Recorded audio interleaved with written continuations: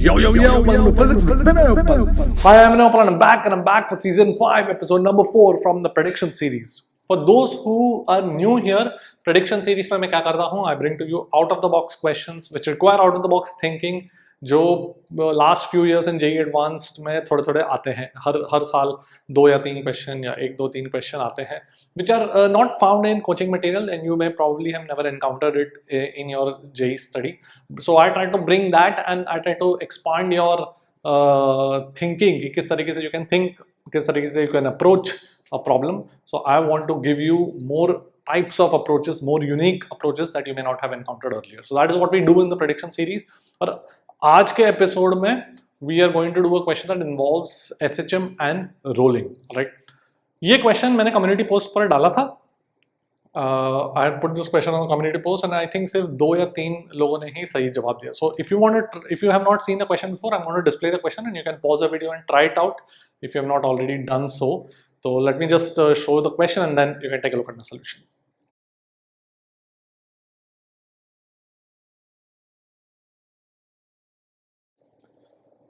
Okay, so what do we have? मेरे पास एक ring है of mass 2m which can roll on this ground and I have a particle here of mass m. ठीक है, तो question पूछा गया था find the angular frequency of small oscillation. तो सबसे पहले ऑसिलेट करेगा क्या? अगर मैं देखूं O is the centre of the ring, तो अगर मैं O के फ्रेम में देखूं, सबसे पहले O centre of the ring है, वो तो स्ट्रेट लाइन मोशन नहीं करेगा, राइट? तो उसके फ्रेम में this particle is at a fixed distance, मतलब उसके O के फ्रेम में the particle will perform circular motion. तो उस ऑसिलेशन का अपना एंगुलर फ्रीक्वेंसी निकाल पाएंगे. So that is what we are gonna do. Alright, तो मुझे O के फ्रेम में जाना पड़ेगा. तो पहले तो O का मुझे एक्सेलरेशन निकालना पड़ेगा ताकि मैं O के फ्रेम में जाऊं और सूडो फोर्स लगाऊं. तो O का एक्सेलरेशन, तो सबसे पहले O मतलब क्या है? Centre of mass of the ring है. तो रिंग पे फोर्स देखते हैं. तो रिंग पे एक तो ग्रेविटी है, नॉर्मल बाय द ग्राउंड है, फ्रिक्शन वगैरह कुछ लगेगा रोलिंग के कारण, एंड एक नॉर्मल बाय द पार्टिकल है. तो ये जो नॉर्मल फोर्स है बाय द पार्टिकल, उसको मैं N बोलता हूं.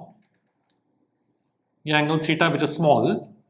ठीक है, अब मुझे निकालना है सेंटर ऑफ मास का एक्सेलरेशन. अब रोलिंग हो रहा है, so always in rolling what we do is we write the torque about the instantaneous axis of rotation which is the bottom point of contact. तो वहां से परपेंडिकुलर डालता हूं, so n into this perpendicular distance will be the torque. कितना हो जाएगा? ये r है, तो ये परपेंडिकुलर डिस्टेंस कितना हो जाएगा? r sin theta. So I have n into r sin theta should be equal to I alpha. A moment of inertia of ring about its center is mr square, but we are writing out the I over, so mr square plus mr square, parallel axis theorem, so 2mr square, but the mass is 2m, so 4mr square, so 4mr square alpha. ठीक है, and मुझे पता है कि acceleration of O, let me write it as acceleration AR लिखता हूँ मैं, acceleration of the center of mass of the ring. तो ring के लिए मैं AR लिख रहा हूँ, that would be equal to alpha rolling. तो यहाँ पे R अल्फा को AR लिखता हूँ, तो N का वैल्यू क्या हो जाएगा? देखो 4m sin थीटा का वैल्यू हो जाएगा 4mAr. ठीक है, this AR is small because sin theta is itself small, theta small. ठीक है, okay, now you go in the frame of O. तो O के फ्रेम में इस पार्टिकल पे क्या क्या फोर्स लगेगा? एक तो mg लगेगा, एक रिंग का नॉर्मल फोर्स लगेगा और एक सूडो फोर्स लगेगा. Correct, in the frame of O का एक्सेलरेशन राइट में, तो सूडो फोर्स लेफ्ट में लगेगा. तो अगर मैं अलोंग द टेंजेंट देखूं, along the tangent particle circular motion करेगा, right? So along the tangent I will have, ये एंगल थीटा है, तो ये भी एंगल थीटा है. ठीक है, and this is therefore also theta. Theta 90 minus theta theta. So along the tangent क्या क्या फोर्स लग रहा है? mg sin theta plus MAR cos theta, pseudo force का component. This should be equal to the mass into tangential acceleration. अब tangential acceleration of the particle को मैं R into angular acceleration of circular motion लिख सकता हूँ. Angular acceleration of circular motion is nothing but double derivative of theta, correct? So m into R into circular motion में angular acceleration of a particle कितना होता है? d2 theta by dt square, correct? Remember this theta is with respect to O. ठीक है, तो मतलब O के frame में पार्टिकल कितना एंगुलर डिस्प्लेसमेंट हो रहा है पार्टिकल का, वो है थीटा. ऑलराइट, तो सबसे पहले तो now let's use the fact that we been given small oscillations, मतलब थीटा स्मॉल है. उसका क्या फर्क पड़ेगा, सबसे पहले cos थीटा को मैं 1 रख दूंगा, ठीक है, बिकॉज थीटा स्मॉल है, cos थीटा 1, और sin थीटा को मैं थीटा रख दूंगा, ओके। AR का वैल्यू क्या है, MAR का वैल्यू क्या है, n sin थीटा बाय 4 है कि नहीं, तो n का वैल्यू चाहिए मुझे, राइट, वो अननोन है। So let me write another equation that I can do in circular motion is towards the center. So towards the center I can write n plus MAR sin theta minus mg cos theta should be mv relative square because we are working in the frame of O divided by R, correct, particle का circular motion।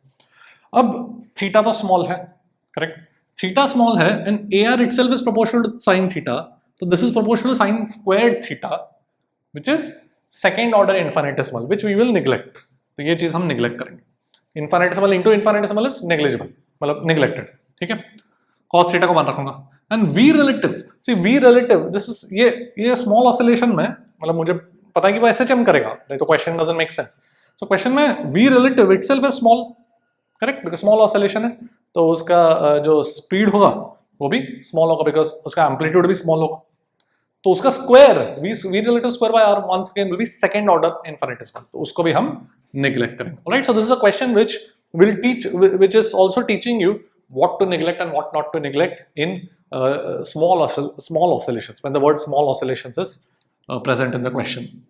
तो यहाँ पे मेरे पास n का value क्या हो जाएगा, mg cos theta को मैं mg लिख दूंगा, alright, cos थीटा 1, ओके, हो गया। तो मेरे पास एक्सेलरेशन का वैल्यू कितना आ जाएगा इस इक्वेशन से, let me right it here, MAR का वैल्यू कितना आ जाएगा, एक्चुअली m नहीं चाहिए ना, m तो कट गया, तो AR का वैल्यू कितना आ जाएगा, n का value is mg sin theta by g sin theta by 4, right. तो अब सब्स्टिट्यूट करते हो, ये g sin थीटा, ये g sin theta by 4, cos theta का वैल्यू 1, तो लेफ्ट हैंड साइड बन जाएगा 5g sin theta by 4 and theta sin theta को theta should be equal to r into d2 theta by dt square, तो ये बन जाएगा d2 theta by dt square. ना एक चीज है यहाँ पर, जस्ट थोड़ा सा साइन का चीज, कि मैंने टेंजेंशियल एक्सेलरेशन इन द कौन से सेंस में लिया, मैंने tangential acceleration in the clockwise sense, जबकि theta is measured in the anti clockwise sense, तो यहाँ पर एक नेगेटिव साइन डालना चाहिए, ठीक है। I took theta as being measured in the anti-clockwise sense as positive. So but I wrote the force equation along the tangent in the clockwise sense. तो एक नेगेटिव साइन आएगा यहाँ पर, ठीक है। सो यहाँ पर आ जाएगा एक negative sign, so this will become minus 5g by 4r into theta, हो गया। This is the equation of SHM, ये ओमेगा स्क्वायर्ड बन गया, where omega is my angular frequency, so angular frequency would become root 5g by 4r. Alright, so I think 2 या 3 लोगों ने community post जब मैंने डाला तो they got the correct answer and I'm very happy to see that. Let me know if you did it by some other method. That I will also appreciate if you did it by some other method. If you let us know. ठीक है, इसको वैसे energy conservation and impulse वगैरह equation से भी किया जा सकता है। If you want, you can try it out. You can basically, you'll have to basically write ये friction को involve करना पड़ेगा, which I avoided in this analysis. But friction को इन्वॉल्व करोगे ग्राउंड का, तो उसमें तो फ्रिक्शन का एंगुलर इम्पल्स लिख सकते हो, फ्रिक्शन का इम्पल्स लिख सकते हो, एनर्जी कंजर्वेशन कर सकते हो, फिर अप्रोक्सीमेशंस कर सकते हो, उससे भी आ जाएगा answer. Alright, so I hope you have understood this solution. यहाँ पर आई एम गोइंग टू, इसमें एक वेरिएशन भी बन सकता है, I am going to give you a variation of the question which I will ask you to solve on your own now. Same setup, ये mass 2m, ये m, ये small angle, but now this is the floor is smooth, बाकी सब same है but now the floor is smooth. यहाँ पे rolling हो रहा था, यहाँ पे स्लिपिंग होगा, तो इस केस में पार्टिकल के angular acceleration, frequency of small oscillation कितना होगा। Alright, so I would like you to try that out on your own and let me know in the comment section, okay. So I hope you've enjoyed this episode. I formulated this question when I was reading a paper in the American Journal of Physics and उससे related references वगैरह में, तो उसमें an author had analyzed this setup, तो I figured कि ये JEE advanced level इस question बन सकता है इसका। Alright, तो that is what we have done in this episode. उसके जो papers वगैरह का link मैं डिस्क्रिप्शन में डाल देता हूँ, because credit should be given where it's due. Alright, तो ये क्वेश्चन मैंने, मतलब ये सेटअप जो है वो मैंने खुद से नहीं बनाया, I came across it in a paper, but I formulated JEE advance level question. वहाँ पे कुछ लैग्रेंजियन वगैरह सब यूज किया गया है, but I formulated a JEE advance level question from that paper, but it's also important to give credit to them. So मैं description या comment section में डाल दूंगा. Alright, so I hope you've enjoyed this episode. Prediction series is all about exposing you to a new type of approach, a new type of problem that you may not have encountered in your coaching material. Alright, that's it for today. Let me know in the comment section how you enjoyed this episode and how your preparation is going. I'll see you next time, and I will see you at the top.